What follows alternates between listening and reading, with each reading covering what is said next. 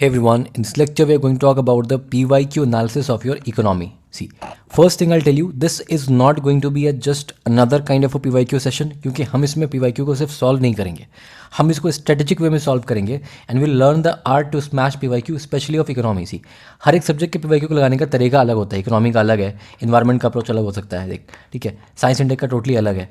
सो एक subject wise भी approach हमें करना है. सेम मेंस में भी ऐसे ही होता है कि हर सब्जेक्ट का आंसर राइटिंग टेक्निक अलग अलग है, ठीक है. Their answer writing specifics.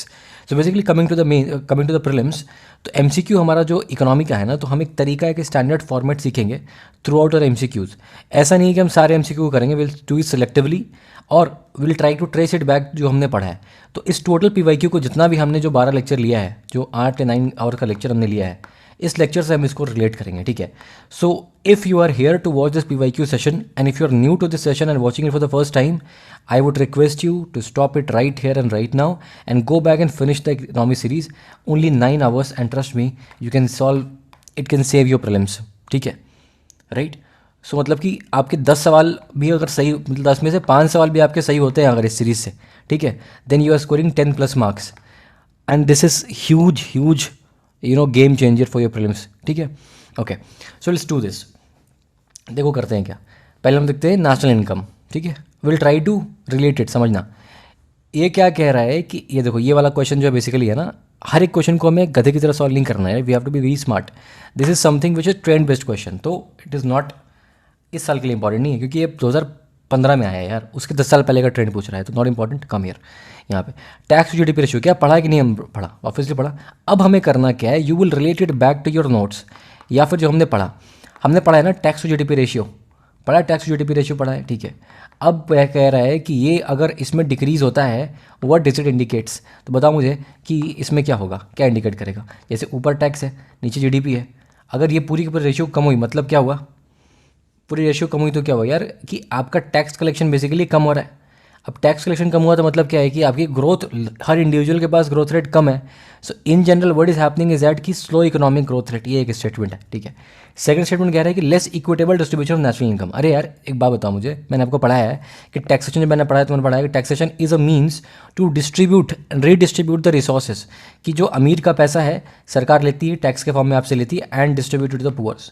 तो ये डिस्ट्रीब्यूशन जो है ये आपके टैक्स का आउटकम है. पहले टैक्स लेकर तो आओ. ये कह रहा है कि टैक्स टू जीडीपी रेशियो, मतलब कि ये इस यहाँ तक का प्रोसेस कह रहा है. ये टैक्स कलेक्शन के बारे में बात है, कलेक्शन हो जाने के बाद डिस्ट्रीब्यूट करोगे ना, ठीक है. सो इक्विटेबल डिस्ट्रीब्यूशन किया नहीं किया, it depends on the government की policies rather than your tax to GDP collection, ठीक है. सो इक्विटेबिलिटी की बात कर रहा है. अगर ये कहता कि इनकम है, income collection of the government, तो डिपेंड करता है. बट ये इनकम की तो बात ही नहीं कर रहा है.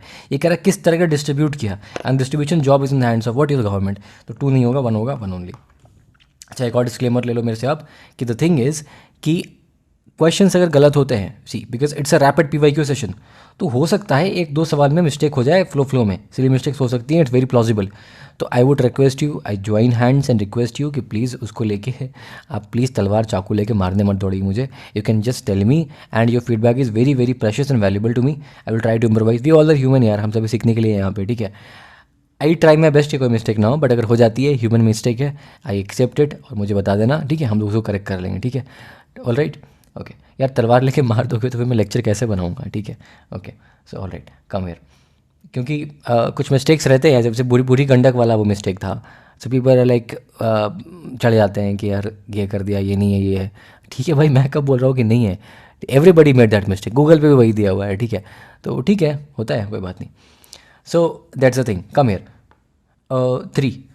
Increase in absolute and per capita real GNP do not connote a higher level of economic development. ठीक है. If मतलब कह रहा है कि अब देखो इसमें कुछ चीज़ कह रहा है, absolute and real per capita GNP, ये सिर्फ और सिर्फ आपको कंफ्यूज करने की चीज़ है. देखो ये GNP कह रहा है, पहली चीज़ इसको तोड़ो, आप पहले वर्ड को तोड़ो. GNP कह रहा है, ओके. पर कैपिटा कह रहा है मतलब कि पॉपुलेशन से डिवाइड करेंगे, ठीक है. पर कैपिटा रियल GNP, और ये GNP कौन सा होगा, रियल होगा, नॉमिनल नहीं होगा, रियल होगा. इस तरह कुछ बात कर रहा है, बट इसका इस सवाल से कोई कनेक्शन है नहीं. आपको समझना बस इतना सा है कि ये बताएगा कि आपको कि नेशन के पास पैसा कितना है, हमारी कंट्री में पैसा कितना आ रहा है, ठीक है.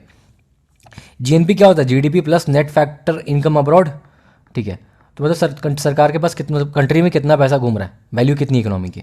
अब कह रहा है कि कि जीडीपी तो पैसा तो आ गया बट इकोनॉमिक डेवलपमेंट नहीं हो पाया। क्यों नहीं हो पाया? Industrial output fails to keep pace with agriculture output. See this is one of the reason जिससे इकोनॉमिक ग्रो नहीं हुई है, one of the reason. Okay, agriculture output fails to keep pace with industrial output, ठीक है, but उतना ये plausible reason नहीं है।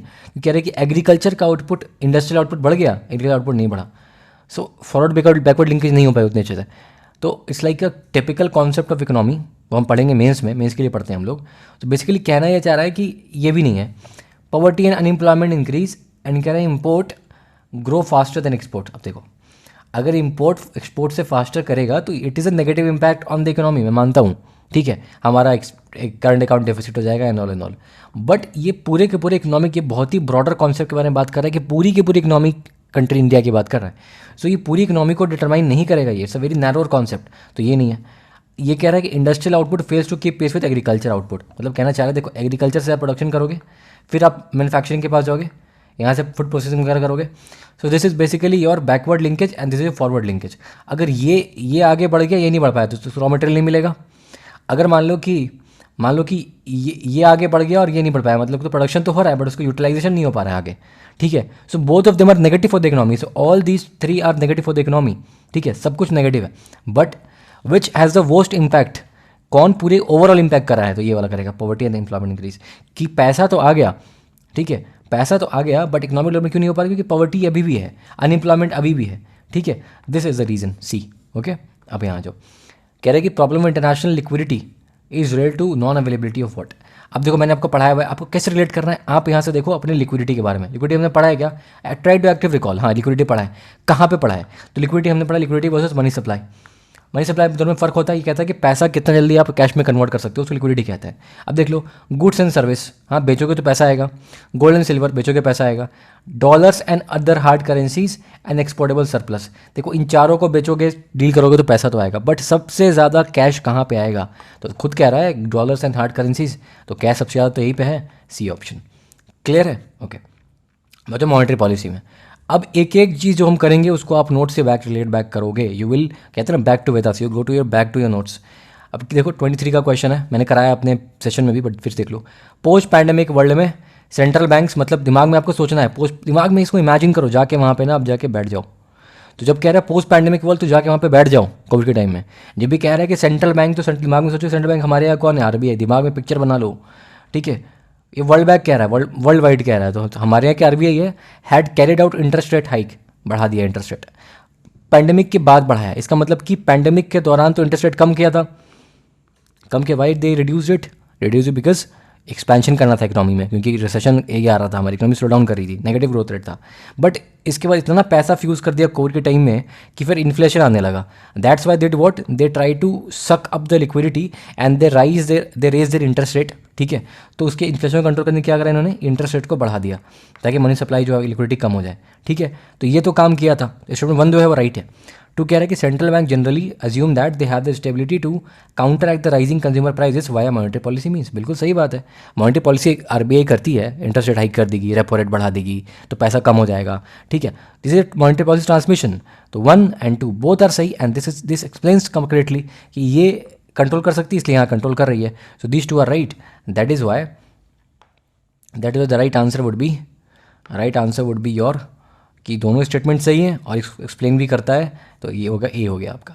नाउ कह रहा है क्या कि आरबीआई, देखो which in the following activities RBI, दिमाग में इमेजिन कर लो आरबीआई क्या कह रहा है, स्टेरिलाइजेशन। अब सोचो स्टेशन कहाँ पे पढ़ा हमने स्टेशन पढ़ा, अपने लेक्चर में पढ़ा है, ऑब्वियसली पढ़ा है, मिसलेनियस वाले में पढ़ा है। क्या पढ़ा है इसमें कि आरबीआई अगर फॉरेक्स में इंस्टेबिलिटी आ रही है, लेट्स से कि हमारा रुपया डिप्रिशिएट कर रहा है, ठीक है, तो रुपया डिप्रिशिएट कर रहा है, तो आरबीआई क्या करेगी, रुपया डिप्रिशिएट कब किया, जब रुपया का मान लो कि सप्लाई ज़्यादा होगा, तो आरबीआई फॉरेक्स मार्केट से क्या करेगी, रुपये को सक कर लेगी। अब रुपया को जब सक करेगी आरबीआई, तो रुपया तो इकोनॉमी में ही आएगा, हमारी इंडियन इकोनॉमी में आएगा। जैसे ही रुपया इंडियन इकोनॉमी में आएगा तो हमारे यहाँ की लिक्विडिटी क्या हो जाएगी, बढ़ जाएगी, मनी सप्लाई बढ़ जाएगा। इसके बढ़ने से हमें रिलेटिवली इन्फ्लेशन दिखने की का रिस्क हो जाएगा। सो टू मैनेज दिस सिचुएशन, इसको स्टेरलाइज करने के लिए आरबीआई क्या करती है, आरबीआई ओपन मार्केट ऑप्शन चलाती है और बोलती है ठीक भैया इतना ज़्यादा लिक्विडिटी है ना, I will suck up the excess surplus liquidity by running open market operation. तो आरबीआई क्या बोलेगी कि मैं ऐसा करता हूँ यार कि आप मेरे से ना गवर्नमेंट सिक्योरिटी मेरे से खरीद लो, अब मुझे पैसे दे दो। तो अल्टीमेटली सरकार के पास क्या हो गया, आरबीआई के पास क्या हो गया, सरकार के पास पैसे आ गए, पैसे आ गए और पैसा सक हो गया ना, यहाँ से इकोनॉमी से पैसा सक हो गया, तो अल्टीमेटली जो एक्सेस मनी था वो अब्जॉर्ब हो गया। एक्सेस मनी क्यों आया था? Because of the international forex का जो चेंज आया था, ठीक है। तो उसको इंटरवेंशन करने के लिए, फॉरेक्स में करेंसी के एप्रिसिएशन एंड डिप्रिसिएशन को काउंटर करने के लिए आरबीआई ने जो भी इंटरवेंशन किया था फॉरेक्स मार्केट में, उसका इफेक्ट दिखा हमारी इकोनॉमी पे। तो यहाँ देखो 3-4 कॉज इफेक्ट है। पहला कॉज नंबर 1 था कि करेंसी का अप्रिशिएट या डिप्रिशिएट होना, ठीक है। इस कॉज से इफेक्ट क्या दिखा था? इस कॉज से इफेक्ट नंबर 1 ये दिखा था कि हमारी करेंसी फिर आरबीआई ने इफेक्ट में दिखा कि आरबीआई ने इंटरवीन करा।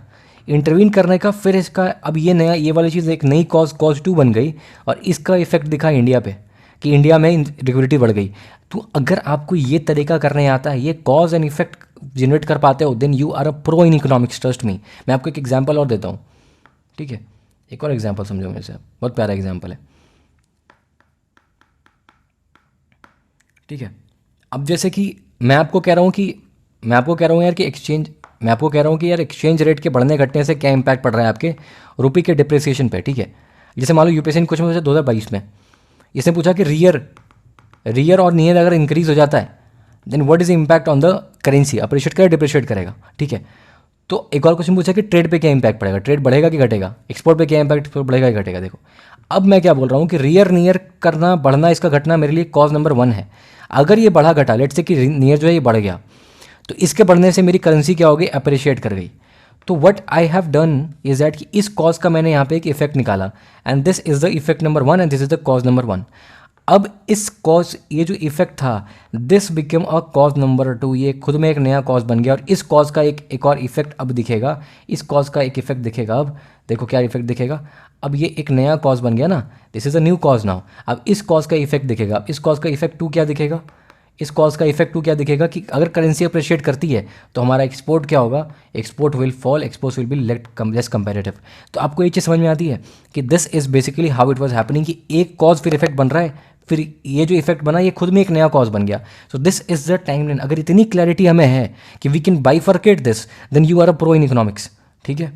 ओके यहाँ तक आ गए। अब आ जाओ यहाँ पे क्या कह रहा है, सीबीडीसी के बारे में पूछ रहा है, ठीक है। कुछ खास बात नहीं है, बेसिक मैंने इसको डिस्कस किया हुआ है अपने 23 वाले प्रीलिम्स में, ठीक है।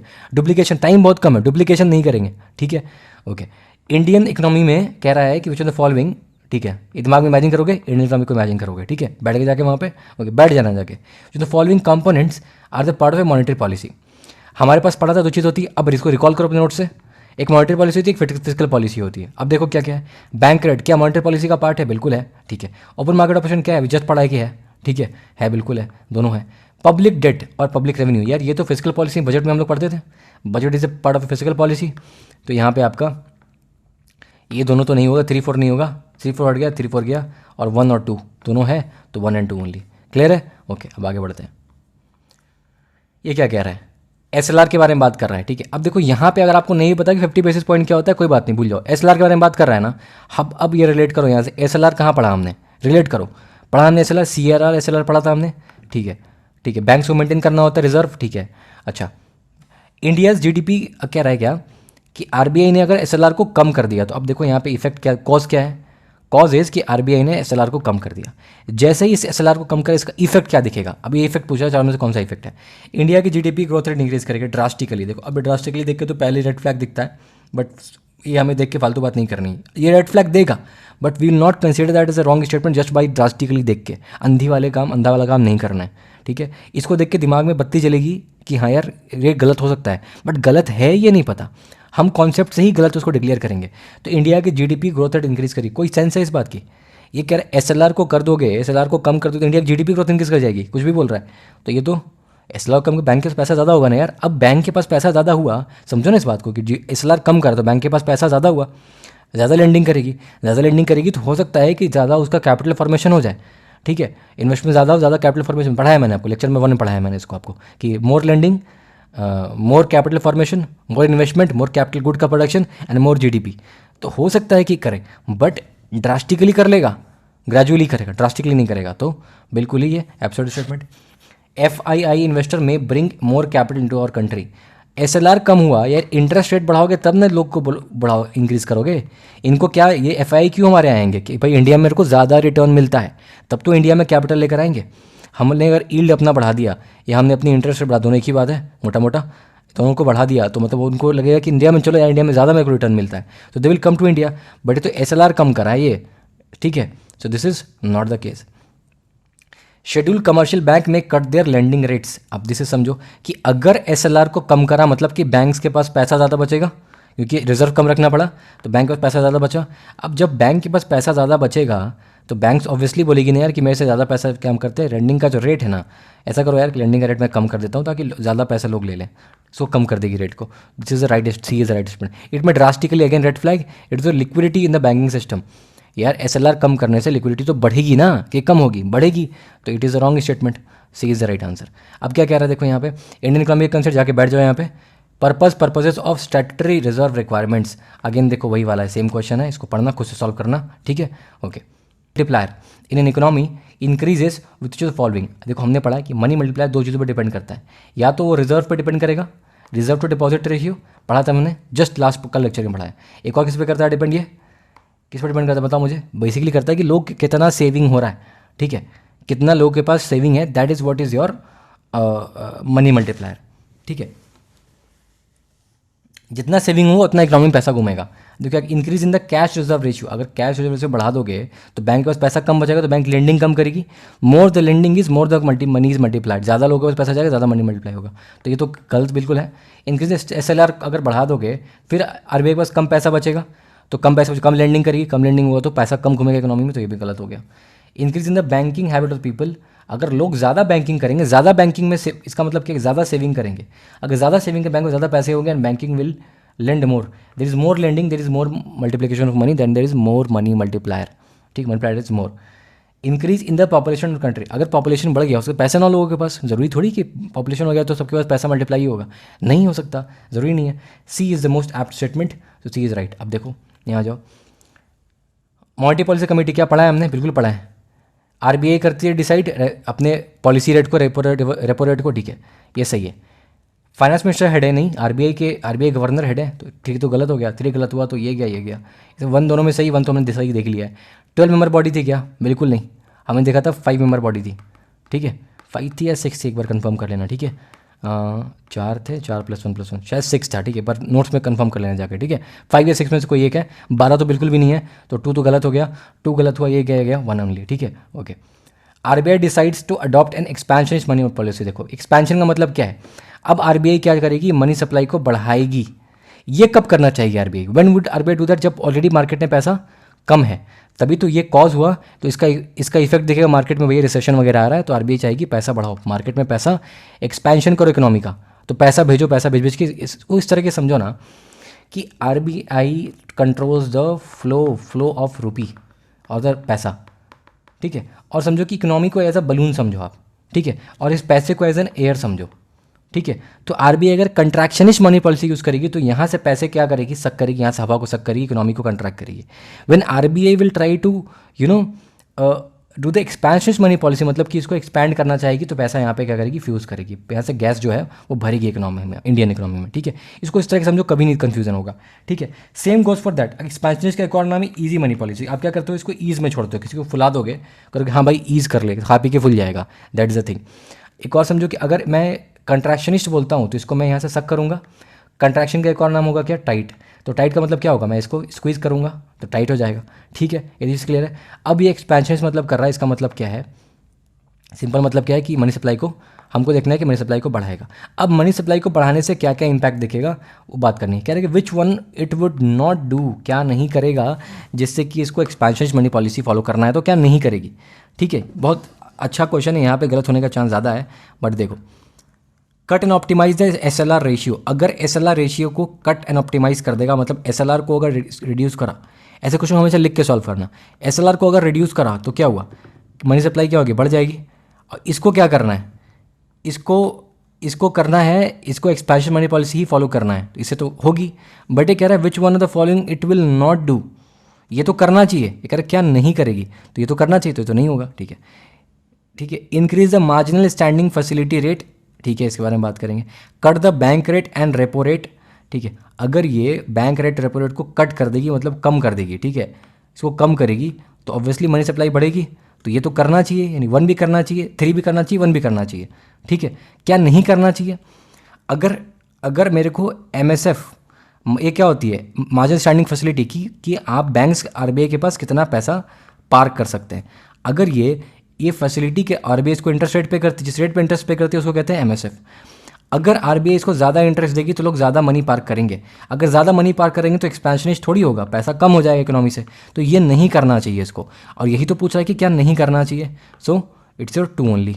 क्लियर है? Okay, now come here. Interest coverage ratio कुछ खास बात नहीं है, ये बेसिकली कह रहा है कि कौन सा बैंक कितना रिस्क कवर कर सकता है, कितना इंटरेस्ट कवर करने का उसके पास, मतलब बेसिकली एक टर्म है ये interest coverage ratio, it's like a technical term. ठीक है, ये बेसिकली बताता है कि कोई भी बैंक है उसके पास रिस्क फैक्टर झेलने का, जैसे हमारा था ना capital adequacy ratio, leverage ratio, उस तरीके की बात है। ठीक है, ये कहना चाह रहे हैं बेसिकली कि हम जिसको इसको लोन दे रहे हैं ना, उसके रिस्क के हिसाब से आप एक रेशियो बनाओ, एक उसके हिसाब से उसको लोन दो। ठीक है, कि हम कितना उससे कवर कर सकते हैं, and on the basis of that you give loan. So it helps the understanding the present risk of a firm that bank going to give loan to. Yes, evaluating the emerging risk. ठीक है, बिल्कुल risk होगा, क्योंकि अगर किसी ऐसे player को हम लोन दे रहे हैं जो कि डिफॉल्ट कर देगा, तो इमर्जिंग रिस्क को भी इवैल्यूएट करेंगे। तो yes, higher borrowing firm's level of interest coverage ratio, the worse is its ability to serve its debt।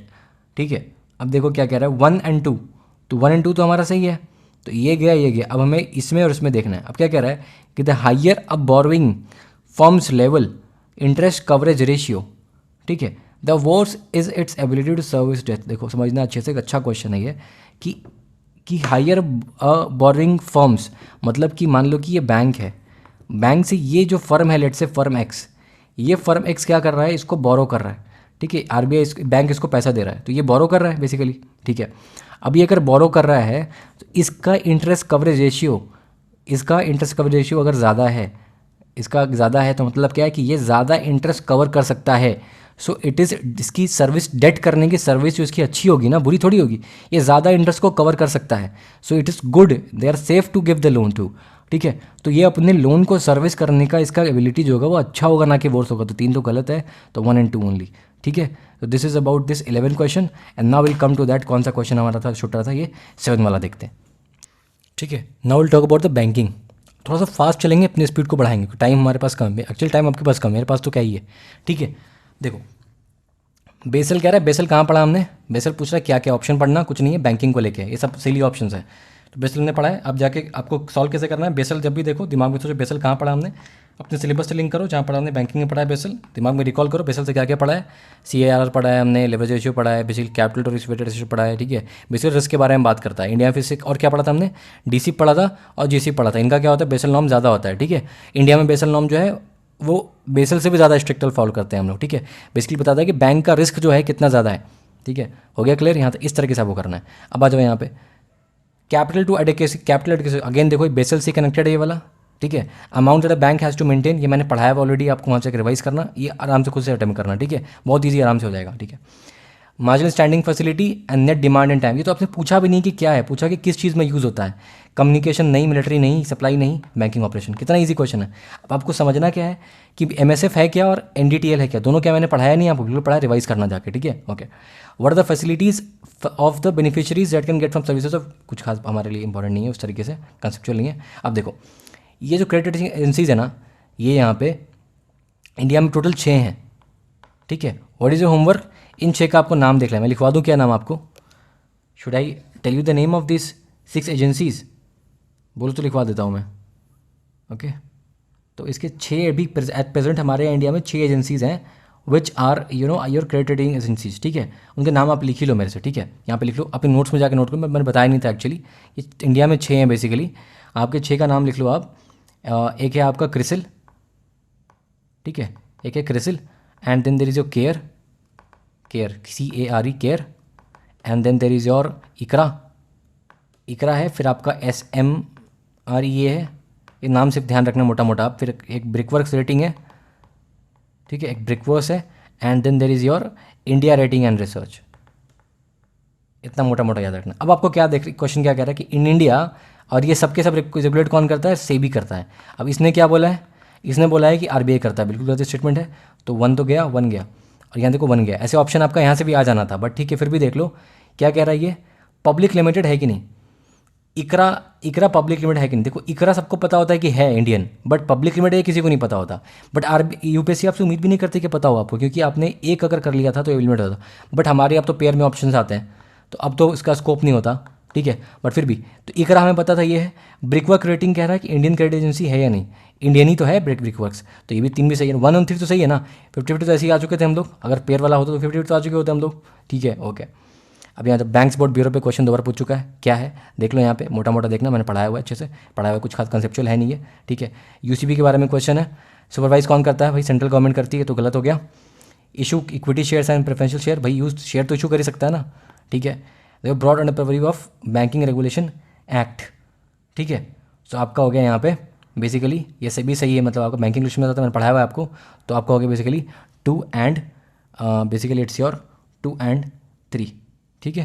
तो कहाँ गया 2 एंड 3, 2 एंड 3 ओके। यहाँ आ जाओ, marginal cost of fund based landing rate, मतलब एमसीएलआर देखो एग्जाम में क्वेश्चन है क्या है, तो कुछ नहीं है, जैसे मान लो कि किसी बैंक को ना किसी को लोन देना है, ठीक है, तो उसको एक पर्टिकुलर एक बेंचमार्क से लिंक कर देते हैं कि इससे कम तो मेरे को लोन देना ही नहीं है, लेंडिंग रेट एक पर्टिकुलर इस कम से कम नहीं देना है, and that is a thing. तो एक बैंक्स खुद से डिसाइड करती हैं, ध्यान रखना है इसको, ठीक है ओके। पेमेंट्स बैंक के बारे में पढ़ा है हमने, क्या हमारे नोट्स में पेमेंट्स बैंक है, बिल्कुल है, उससे रिकॉल करो। Mobile telephone companies supermarket chains are owned and controlled by the residents are eligible to be promoters of payment bank, बिल्कुल। कि एयरटेल नहीं है, पेटीएम नहीं है, बिल्कुल है, तो सही स्टेटमेंट है। Payments bank can issue both debit card, भाई डेबिट तो कर सकता है, क्रेडिट नहीं कर सकता, तो क्रेडिट क्योंकि लोन नहीं दे पाएगा, ये लोन देना अलाउड नहीं है, तो ये भी नहीं है। अब लोन दे नहीं सकता, लोन नहीं दे सकता तो क्रेडिट कार्ड भी इशू नहीं कर सकता, इसका मतलब पीएसएल भी एप्लीकेबल नहीं था। 3 चीज़ पता है हमें, ठीक है। तो ये गलत, 2 गलत हो गया। Payments bank can not undertake lending at, बिल्कुल सही बात है, तो 1 एंड 3 सही है, तो 1 एंड 3 1 एंड 3 क्लियर है okay. Core banking solution basically क्या है, जिस ऐसा सिस्टम है जिससे कि इंटर बैंक ट्रांसफर वगैरह होता है, सो ये बेसिकली क्या है, देख लो इस ऑप्शन को पढ़ना, समझ में आ जाएगा आपको, ठीक है ऑल राइट। एसएफबी का क्या पर्पज़, देखो स्मॉल फाइनेंस बैंक का बेसिक पर्पज़ था कि आपको लोन देना, लोन उसको देना जिसको लोन नहीं दे पा रहे हैं आप लोग, ठीक है। स्मॉल फाइनेंस, छोटे फाइनेंस, एक होता है आपका, एक होता है मैक्रो जो हम जनरली बैंकिंग एक्टिविटीज़ होती है, फिर आपका एक होता है स्मॉल, स्मॉल के बाद एक और आता है माइक्रो फाइनेंस एमएफआईस, ये एकदम छोटे छोटे 1 लाख 2 लाख 3 लाख के लोन देते हैं, ये थोड़े से भी बड़े हैं, थोड़े से बड़े मतलब 5 लाख 1 करोड़ 2 करोड़ का लोन देंगे, ठीक है okay. To small business unit, बिल्कुल सही है, क्रेडिट लोन देना है किसको, स्मॉल मार्जिनल फार्मर को, चलो दे सकते हैं। टू इनकरेज यंग एंटरप्रेन्योर, देखो ये स्टेटमेंट थोड़ा ट्रिकी है, यूपीएससी के आंसर की अकॉर्डिंग ये क्वेश्चन दिया है, इसको 1 एंड 2 दे रखा है, बट आपका ये 3 भी, आपका 3 एग्जाम हॉल में अगर आप होते तो आपको लगता है कि 3 भी सही है, इसमें गलत क्या है, तो थोड़ा कंफ्यूजिंग है ये वाला 3, लेकिन 3 नहीं है यूपीएससी के अकॉर्डिंग, ठीक है okay. The following statement correctly describe the meaning of legal tender money, हमने पढ़ा हुआ है, जिसको हम एक्सेप्ट करना हमारे लिए मैंडेटरी है, ठीक है।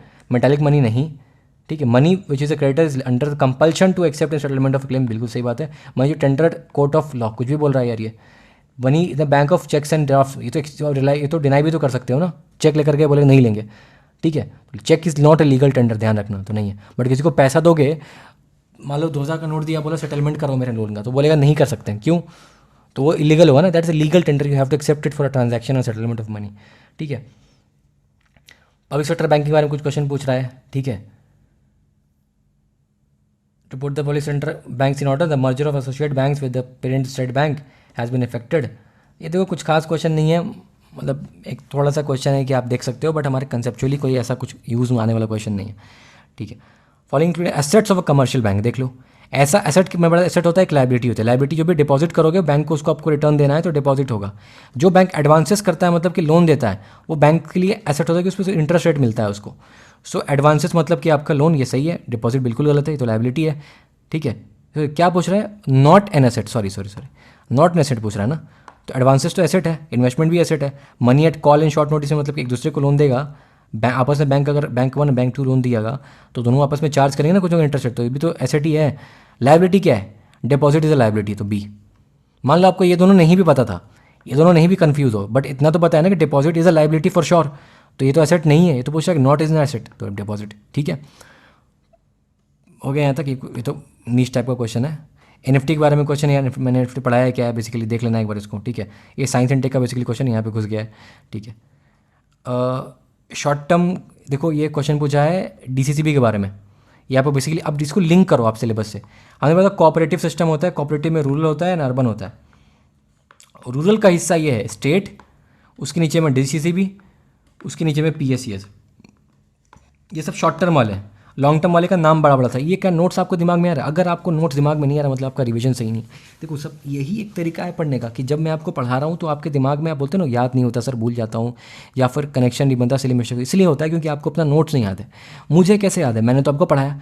अगर आप जाके नोट्स में देखो, अभी जाके नोट्स में देखो, मैंने जिस स्ट्रक्चर में आपको नोट्स में पढ़ाया है ना, मैंने इसको यहाँ पे वही स्ट्रक्चर में लिखा है कि कोऑपरेटिव बैंक है, रूरल है, अर्बन, रूरल में फिर शॉर्ट टर्म होता था, लॉन्ग टर्म होता, लॉन्ग टर्म के नाम बड़े बड़े थे, और शॉर्ट टर्म में state level, district level, PACS, ठीक है। फिर अर्बन में मेरा मल्टी स्टेट, सिंगल स्टेट था दोनों का। ये चीज़ अगर मुझे इतना जल्दी दिमाग में छपा हुआ नहीं, मतलब मेरा रिवीजन इनएडिक्वेट है, मेरा कंटेंट अच्छा नहीं। कंटेंट तो मैंने अच्छा बना दिया ना आपका, अब रिवीजन तो कर लो प्लीज़, ठीक है। इसको इस तरह से रिवाइज करो, एक क्वेश्चन आपको हलवा लगेगा, ठीक है, ओके।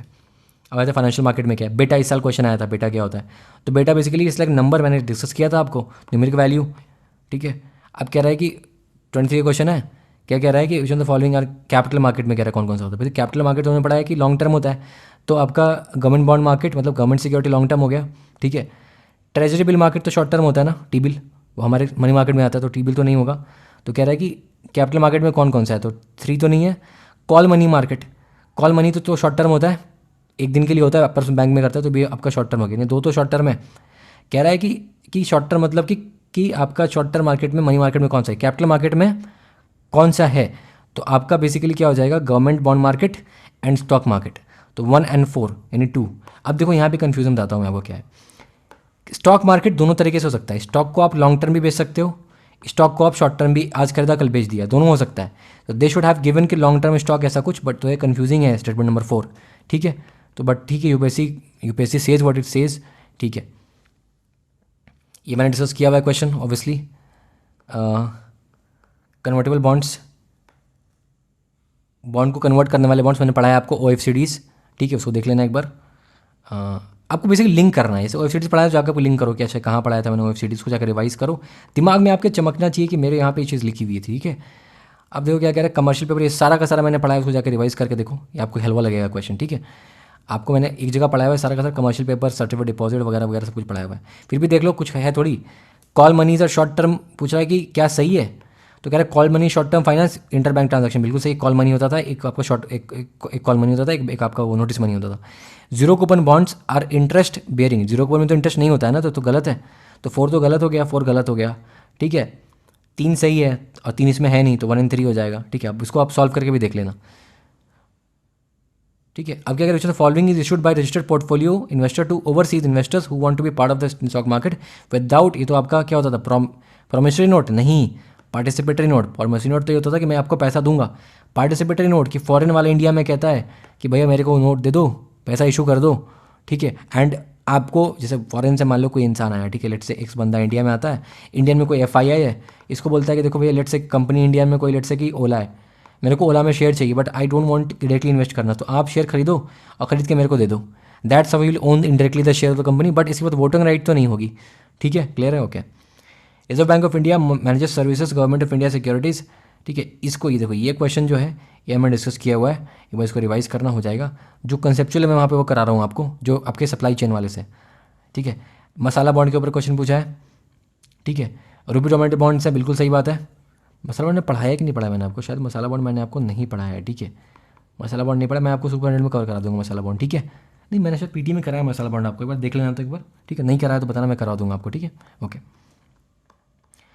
अब क्या रह गया आपका, इंटरेस्ट कवरेज रेशियो हमने कवर किया हुआ ऑलरेडी। बॉन्ड यील्ड्स के बारे में पूछ रहा है क्वेश्चन, ठीक है। अब देखो ये आपका कंसेप्चुअल क्वेश्चन है, इसको डिस्कस करेंगे। Action of the US Fed Reserve, हमारे इंडियन की बॉन्ड यील्ड किससे होगी, मान लो कि US के फेड रिजर्व ने अपना बॉन्ड यील्ड बढ़ा दिया, तो हमारे ऐसे कैपिटल फ्लाइट तो इंडिया वाला क्या, इंडिया वाला अपना बढ़ाएगा ताकि भैया रुको रुको भैया हम भी दे रहे हैं आपको ज़्यादा रिटर्न, तो ये भी इफेक्ट तो होगा ना, इफेक्ट होगा। Action of the reserve bank of India, इसके रिजर्व बैंक ऑफ इंडिया से भी होगा, ठीक है। Inflation and short term interest rate, inflation and short term, बिल्कुल इससे भी इम्पैक्ट होगा। इन्फ्लेशन अगर बढ़ा तो हो सकता है इन्फ्लेशन बढ़ेगा अगर, तो it's like there are 2 ways to go about it. एक तो इन्फ्लेशन बढ़ेगा तो या तो खुद से ही मनी सप्लाई कम करने के लिए लोग यील्ड बढ़ा दें ताकि लोग ज़्यादा बॉन्ड करते, पैसा कम हो जाए, पहला चीज़। सेकंड चीज़ what they can do is that कि अगर मार्केट में इन्फ्लेशन आता है देन पीपल ट्राई कि यार अब मेरे पास अगर इन्फ्लेशन अगर आया तो क्या होगा कि इन्फ्लेशन आया तो मुझे पता है कि बॉन्ड मैं लोन दूंगा तो मेरा क्या होगा, लॉस हो जाएगा, क्योंकि इन्फ्लेशन इंडेक्स जब तक बॉन्ड नहीं है, मैंने पढ़ाया था आपको कि जो बॉन्ड होल्डर होता है उसको लॉस होता है।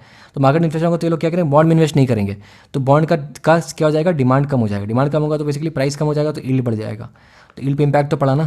तो 1 and 2 and 3 होना चाहिए मेरे हिसाब से, एक बार क्रॉस चेक कर लेते हैं इसको, ठीक है, 1 2 and 3 होना चाहिए इसमें, तो ठीक है देख लेना एक बार इसको, ठीक है।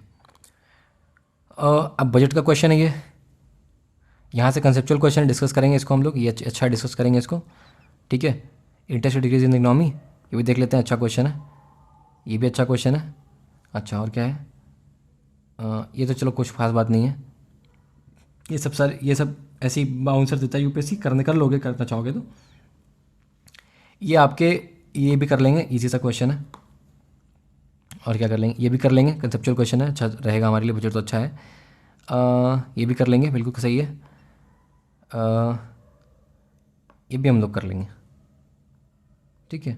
और क्या बच गया, हाउस होल्ड फाइनेंस, ये भी कर लेंगे, चलो कर ही लेंगे, क्यों छोड़ना है इसको भी, तो हम इसको भी कर लेंगे, ठीक है, कर लेते हैं बजट वाले को, ठीक है। देखो एक्चुअली क्या है, मैं आपका टाइम ज़्यादा लेना नहीं चाहता हूँ, क्योंकि टाइम बहुत कम है मेरे लिए, तो इजी होगा ना, मैं आराम से बैठ के आपको पढ़ा रहा हूँ कि देखो न्यू टेक्नोलॉजी एक्वायर करा तो फिर ये हो जाएगा, कैपिटल एक्सपेंडिचर बढ़ेगा तो इसका इम्पैक्ट ये पड़ेगा, इसका ये पड़ेगा। It is good for me, मेरे लिए तो ईजी है, मैं आराम से बैठ के अपना चिल करके पढ़ा रहा हूँ आपको, but that is not what I want, बहुत कम टाइम है आपके पास, ठीक है, समझ रहे हो इस बात को। क्योंकि एक अगर आप पीवाई को डिस्कशन देखोगे पिछले 8 साल का, तो वो कम से कम 6 से 8 घंटे का डिस्कशन करते हैं, ठीक है। तो उतना कॉम्प्रहेंसिव करने के लिए हमारे पास टाइम बहुत ज़्यादा जाएगा, चूँकि मैंने आपको सब कुछ पढ़ा रखा है, जस्ट पढ़ा रखा है, तो मैं क्यों आपको ये चीज़ दोबारा पढ़ाऊँगा, ठीक है ना। मैं आपको रिलेट करके बताऊँगा कैसे रिलेट, क्योंकि पढ़ा तो मेरे सही ना आपने, ठीक है, ऑल राइट। और नहीं पढ़ा, अगर ये वीडियो पहली बार देख रहे हो तो पहले जाओ उसको पढ़ो, आई कैन अश्योर यू कि I can give you the assurity, एक थोड़ा सा भरोसा कर लो कि 9 घंटे will be the best investment of your life for economy, ठीक है, it's my assurity and you will come back and tell me that, okay, I am that certain about it, ठीक है ना, ओके, ऑल राइट। चलो और taxation देख लेंगे थोड़ा बहुत ऊपर ऊपर से। टैक्सेशन देखो मोटा मोटा कुछ खास बात नहीं है, कंसेप्चुअल कुछ खास है नहीं इसमें, तो आप खुद से देख लेना उसको, ये वाला करेंगे हम लोग अच्छे से, इसे थोड़ा कंसेप्चुअल है, बैलेंस ऑफ पेमेंट वाला, इसको कर लेंगे अच्छे से हम लोग। और क्या बच जाएगा फिर हमारा यहाँ पे, फिर इंटरनेशनल, ये सब कुछ खास बात नहीं है, ठीक है, ये सब आप खाली नोट्स पढ़ के भी करोगे, सारा कुछ लगा लोगे आप, कोई दिक्कत नहीं, समझाने वाली कोई खास बात इसमें है नहीं। इन्फ्लेशन ये करेंगे हम लोग बहुत अच्छे से इसको करेंगे, ये इंपॉर्टेंट हमारे लिए है, ठीक है। पहले इन्फ्लेशन ही कर लेते हैं, मैं तो बोलता हूँ, क्या बोलते हो, ठीक है, इन्फ्लेशन हमारा लास्ट होगा यहाँ पे, इन्फ्लेशन को ही पहले कर लेते हैं, राइट, कर लेते हैं इन्फ्लेशन को पहले, मुझे 1 मिनट दे दो आप मेरे।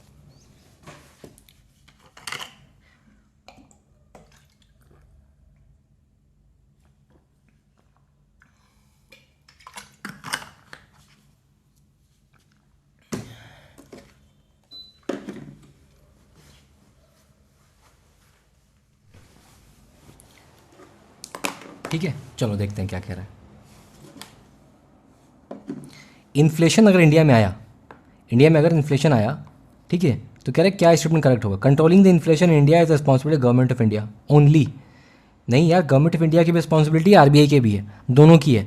ओनली देख के नहीं काटा मैंने, ओनली देख के मेरे दिमाग में चमका कि ये गलत हो सकता है, बट गलत मैंने फाइनली किया अपने कॉन्सेप्ट पे, समझ रहे हो। The RBI of India has no role in controlling the inflation. अब नो देख के मैंने नहीं काटा, नो देख के चमका, ठीक है, ओके।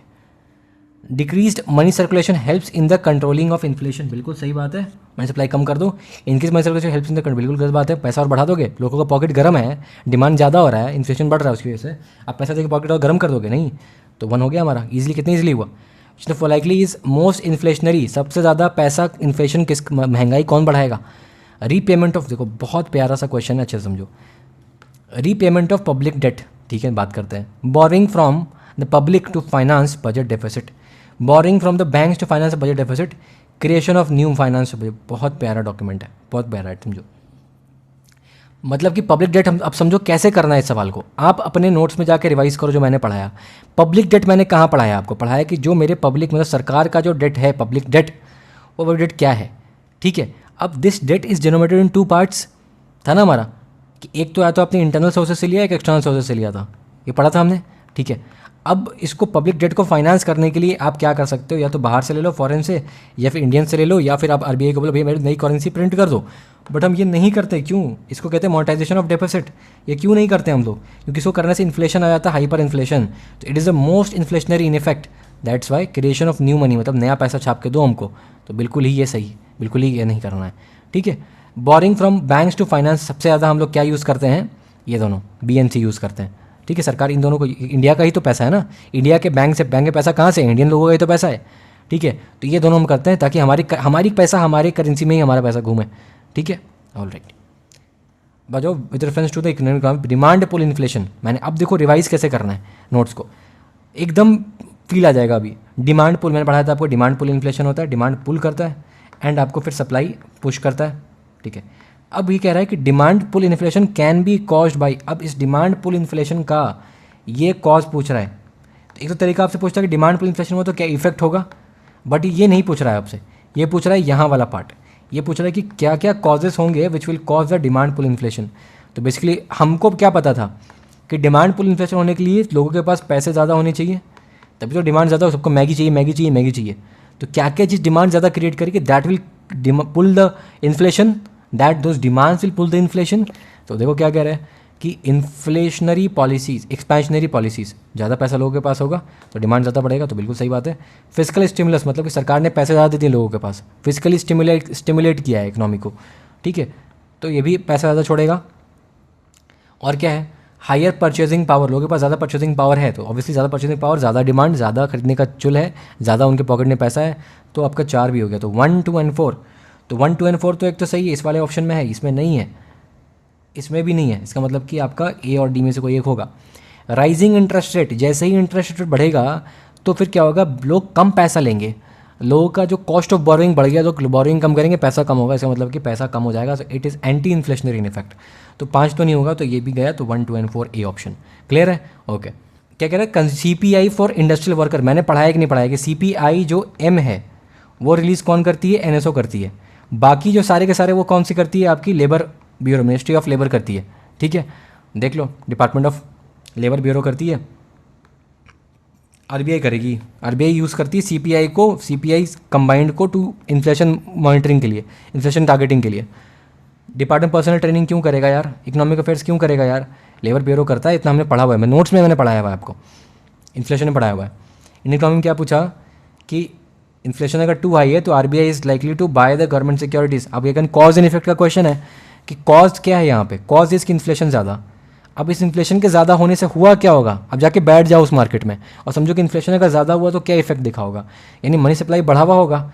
अब इसको काउंटर करना है तो मैं क्या करूँगा, मनी सप्लाई को कम कर दूंगा। कम करने के लिए आरबीआई क्या करेगी, अपनी टाइट मॉनेटरी पॉलिसी यूज़ करेगी। अब एक टाइट मॉनेटरी पॉलिसी यूज़ करेगी, या फिर अब ये कह रहे हैं कि बाय गवर्नमेंट सिक्योरिटीज़। अगर आरबीआई गवर्नमेंट सिक्योरिटी को बाय कर देगी तो यहाँ तो पैसा छोड़ेगी इकोनॉमी में, पैसा बढ़ा देगी। इन्फ्लेशन ज़्यादा है, तुम पैसा और बढ़ा दे रहे हो, तो उल्टा हो गया ना।